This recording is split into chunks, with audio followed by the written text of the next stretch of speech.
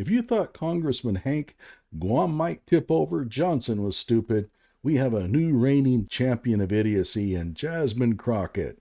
She has recently discovered that there is language in the Second Amendment that evidently has passed us all by.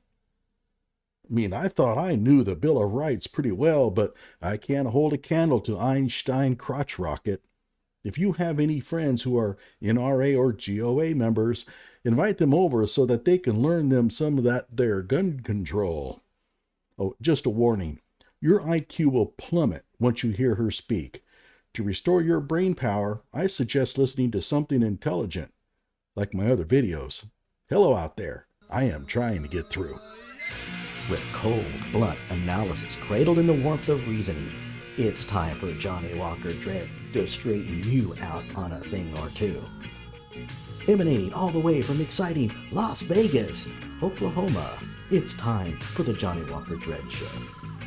Oh, one more thing before I turn on the video. You won't have to drop the volume down on your laptop this time. She actually doesn't shriek into the microphone at 120 decibels. She must have a cold. One thing that I haven't heard since I've been here is anyone read the actual language of the Second Amendment, and I may have missed it. You missed it all right.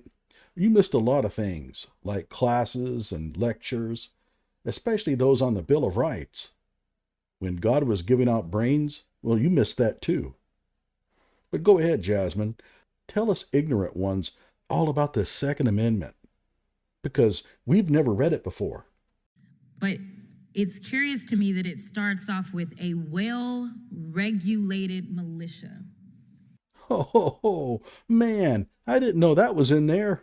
Is she really trying to tell us that there's some statement in the Second Amendment that mentions something about a well-regulated militia? I'm sure that has never been discussed by legal scholars like yourself. And it seems like every time we get a bill, and I will read the whole thing, a well-regulated militia being necessary to the security of a free state, the right of the people to keep and bear arms shall not be infringed. What was that last part? Something shall not be infringed? It starts off with a well-regulated militia, but every time we get a bill, it seems like that bill is all about getting rid of regulations.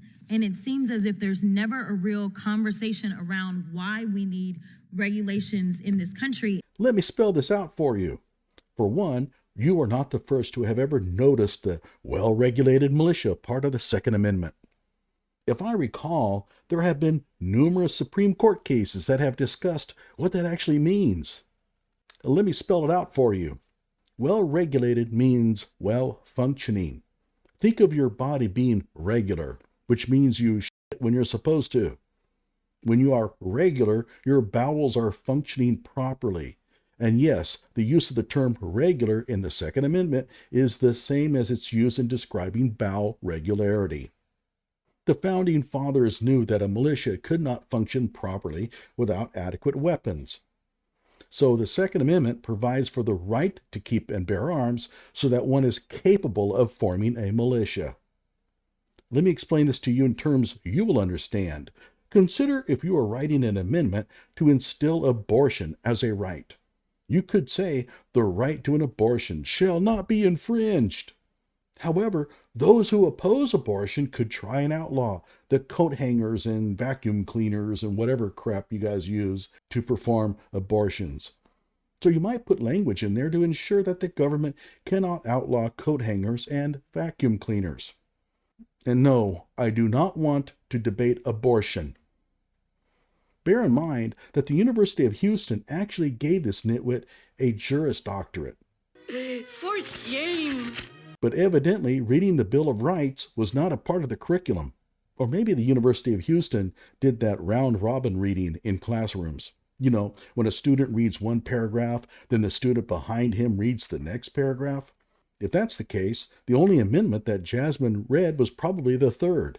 So if you're ever being forced to quarter soldiers during peacetime, she's the one to call.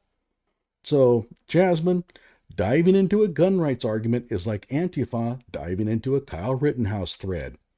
You don't stand a chance.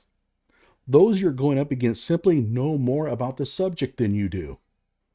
And I realize that's not exactly a high bar. Use some critical thinking, for crying out loud. The Second Amendment is very short.